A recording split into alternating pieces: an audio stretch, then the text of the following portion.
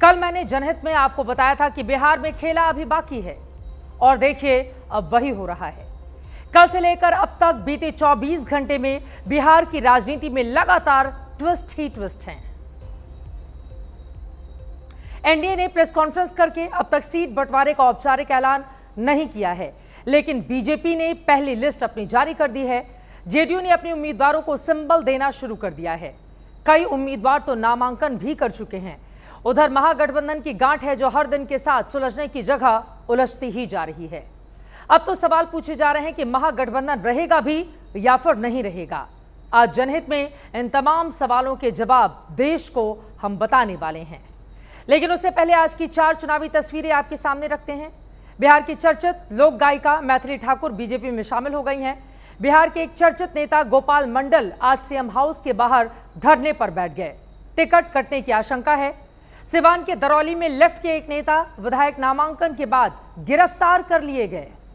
उधर जेडीयू के प्रदेश अध्यक्ष ने बिना नाम की घोषणा के ही अपना नामांकन दाखिल कर दिया है। वो ज्यादा इंतजार में नहीं रहना चाहते। इस बीच जनहित में आपको अब बिहार चुनाव को लेकर 10 ब्रेकिंग न्यूज भी देते हैं। आज की सबसे बड़ी खबर रही, बीजेपी ने 71 उम्मीदवारों की अपनी लिस्ट जारी कर दी है। पहली लिस्ट में बीजेपी ने 10 विधायकों के टिकट काट लिए हैं। डिप्टी सीएम विजय सिन्हा कल, सम्राट चौधरी परसों अपना नामांकन दाखिल करेंगे।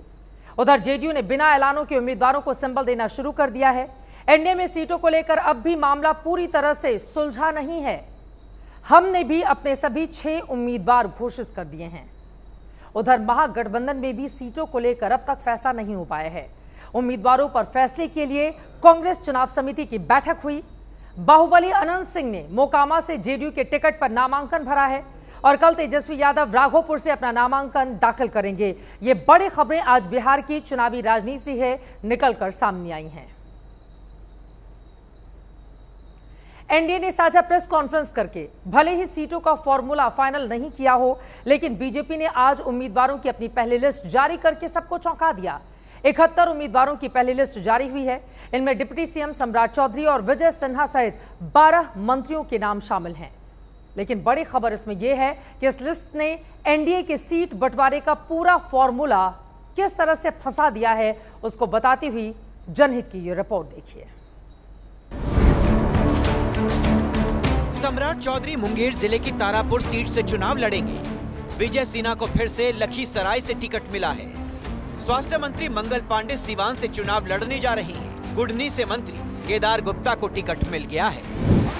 याद करिएगा, बैठिए। आप हंगामा करना चाहते हैं मुख्यमंत्री होकर, मैं कर रहा हूं, बैठिए आप।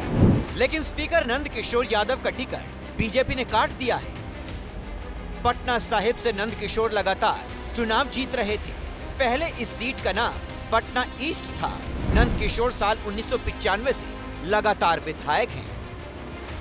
अब नंद किशोर कह रहे हैं कि नई पीढ़ी का स्वागत है। मैं भारतीय जनता पार्टी के निर्णय के साथ, भारतीय जनता पार्टी ने मुझे बहुत कुछ दिया है। मुझे पार्टी से कोई शिकायत नहीं है। पार्टी में नई पीढ़ी का स्वागत है, अभिनंदन है। पटना साहिब से नंद किशोर यादव की जगह बीजेपी ने नए उम्मीदवार के तौर पर रत्नेश कुशवाहा को उतारा है। बीजेपी की इस पहली लिस्ट में कुल 9 सिटिंग विधायकों को बेटिकट किया गया है। नंदकिशोर यादव के अलावा जो प्रमुख नाम हैं उनमें रीगा के पूर्व मंत्री मोतीलाल प्रसाद और औराई से पूर्व मंत्री रामसूरत राय के नाम शामिल हैं। इसके अलावा कुर्सी कांड वाली नरपतगंज सीट से विधायक जयप्रकाश यादव का नाम भी कट गया है। उनकी जगह पूर्व विधायक देवंती देवी को टिकट मिला है। बिहार की ये वो सीट है जहां 60 साल से यादव का ही कब्जा है। बीजेपी की इस लिस्ट में कुल 9 महिलाएं हैं। 2 दिन पहले बीजेपी में शामिल हुई पूर्व सांसद अजय निषाद की पत्नी रमा निषाद को औराई से टिकट मिला है। जमुई से फिर श्रेयसी सिंह और बेतिया से रेणु देवी को मौका मिला है। जातिगत समीकरण की बात करें तो 71 उम्मीदवारों में से राजपूतों की संख्या 15 है, भूमिहार उम्मीदवारों की संख्या 11, 7 ब्राह्मणों को पहले लिस्ट में मौका मिला है, वैश्य उम्मीदवारों की संख्या 9 है, 5 यादवों को भी बीजेपी की पहली लिस्ट में जगह मिली है।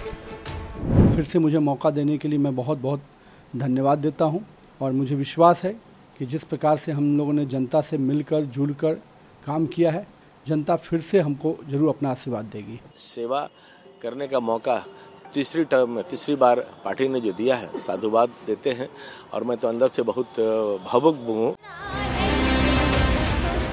इस लिस्ट की एक और खास बात ये रही कि लोक गायिका मैथिली ठाकुर जिस बेनीपट्टी सीट से लड़ना चाहती थी, उस सीट पर मौजूदा विधायक विनोद नारायण झा पर ही बीजेपी ने फिर से भरोसा जताया है।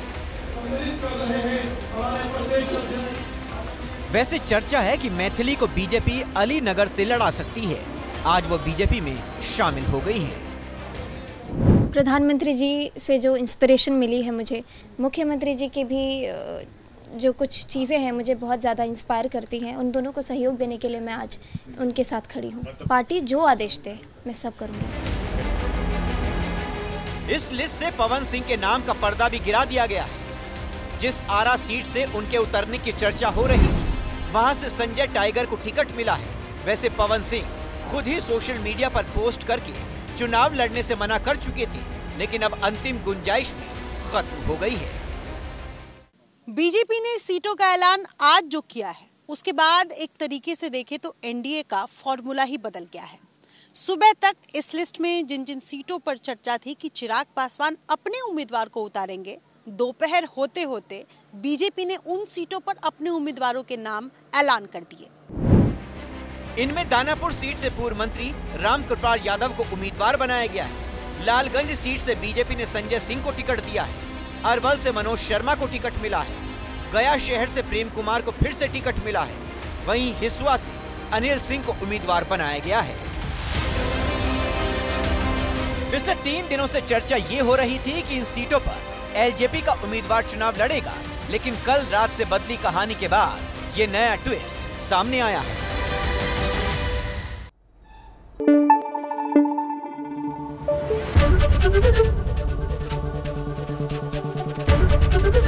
एबीपी न्यूज आपको रखे आगे।